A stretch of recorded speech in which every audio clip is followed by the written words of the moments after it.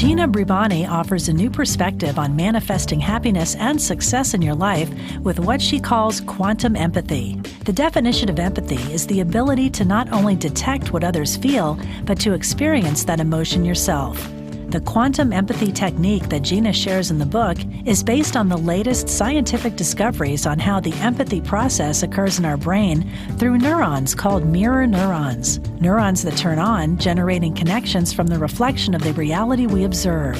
Gina's theory is that we have the capability to create our own happiness and success by empathizing with what we want on an energetic level. Gina believes that we can learn how to change deep-seated belief patterns and bring ourselves in tune with our wishes and desires if we're willing to take that first step. So, Gina, tell us what the process was like for you when you were writing this book and what initially inspired you to begin writing it. Well, initially, I always wanted to share my experience achieving self-realization and happiness, and I always wanted to help others to achieve it on their own, but I didn't feel like I was ready. However, like a couple of years ago, I attended an I Can Do It conference, and I remember that Wayne Dyer and Marianne Williamson say something that resonated in me. They say that if you are waiting to be perfect or to read one more book, to be able to help others or to write a book, for example, all of us will be lost because we all have something to learn and something to teach. So when I hear that, I really started the process of writing my book the next day when the conference finished. And the reality was that it took me less than a year to write a book and to publish the book. So wow. It was a wonderful experience. I enjoy every single moment of it.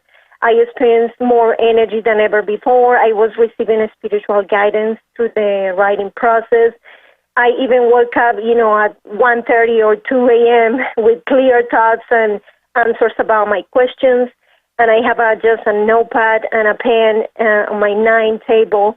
And I was just writing and writing until I have an aha moment. I realized that I was just having a wonderful experience writing the book, and then I discovered the quantum empathy. So tell us about that. Tell us about your theory, quantum empathy, and how recent neurology research supports it. I found a huge gap that made some people not to succeed in manifesting the life they want, even if they applied, let's say, law of attraction or positive thinking or any other technique.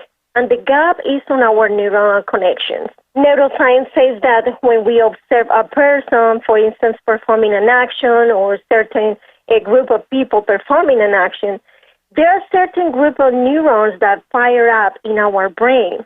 The interesting thing is that when they compare the neuronal connections between the person performing the action and the person observing the action, the neuronal connections are identical.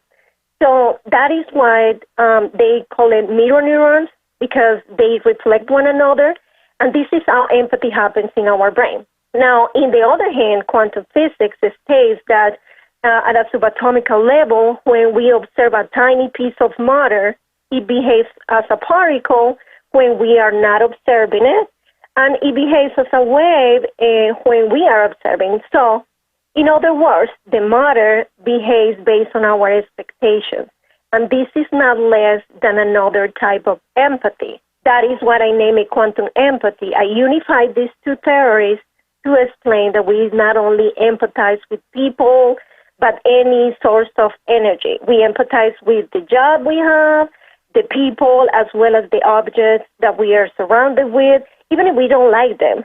Because what I always explain to people is that there is an empathetic response connecting you with what you manifest, because you are vibrating at the same level that the people and objects around you vibrate. So that's the way it works, and that's how I developed the quantum technique, explaining that whenever there are two or more energies vibrating at the same frequency, it generates an empathetic connection, and a quantum leap can occur, which it means a change of reality. So, Gina, you mentioned the mirror neurons, mirror neurology. If we reflect ourselves, do we also reflect each other? Exactly. That's the way it works. One another, I always said that even if you realize that the person besides you, the person that at work is your shadow, the one that you don't want to be with, the one that is, I call it, is your master, because it's the one teaching you what you need to learn about you.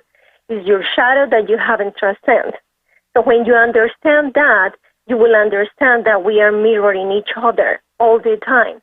So we just need to understand that for us to reflect exactly what we want and not to be rejecting our shadow side. That's so interesting.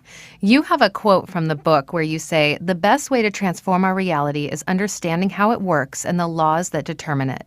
In that way, we can create our reality consciously." What does it mean to consciously create our reality? Isn't reality just reality? Well, there is a misconception about what reality means, and sometimes it's very important for us to realize that we are the creators of our reality. And I'm going to say this in simple words. When we just blame others for what you have or not have, when you realize that the person that you have more conflict with is just the reflection of your own shadow, and it's actually your master giving you the opportunity to transcend your dark side, then you can consciously create your reality. Because our reality is our own creation.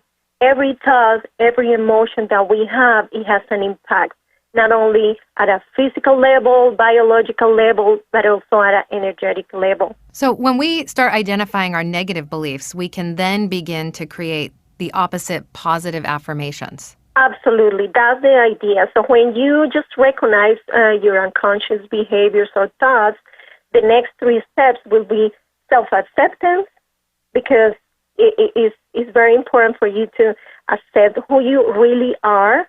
That's an intrinsic part of just being yourself, and it's a great part of creative thinking. And then you have to forgive, because there is always something behind every belief or any circumstances that you have in life. And when you accept and then you forgive, then you can repattern. Because if we just apply the positive thinking and we try to repattern, there is always this strong core that is going to pull you back. And that's why we just cannot get away from this particular pattern. Well, and I want to mention that understanding quantum empathy really can give us some insight into our health and how our mind and bodies work. And I want to make sure that our listeners understand that as well. All of this information that you have in the book, we can apply that into our own lives and really get in touch with, what's going on inside and what then we project to the outside. Gina, tell us about your website and where our listeners can get a copy of your book. My website is quantumempathy.com. And people can even, write to me. They have questions. I receive many questions all the time, even from kids. There are teenagers that really like the book, and I'm really glad to hear that they actually reading these type of topics at that early It really is. It's a fascinating read, and you heard it here first to our listeners. Go ahead and email Gina, quantumempathy.com.